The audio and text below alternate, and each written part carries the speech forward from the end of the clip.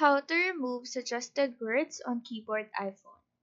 So go ahead and open your iPhone settings, select General, and in here scroll down and then tap on Keyboard. Now you have two things that you can do.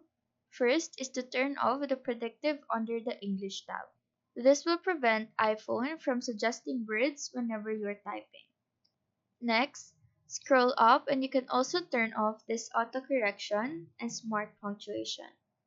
Now, if you want to delete the memory of your iPhone keyboard that suggests you words, go down in the General page, select Transfer or Reset iPhone, click on Reset here below, and just choose the Reset Keyboard Dictionary. And if we check, as you can see, no words are appearing once I type in this keyboard. So that is how to remove suggested words on keyboard. Do let us know if this video helped you out, and if you have any questions, feel free to drop them down below. Thank you for watching and have a nice day.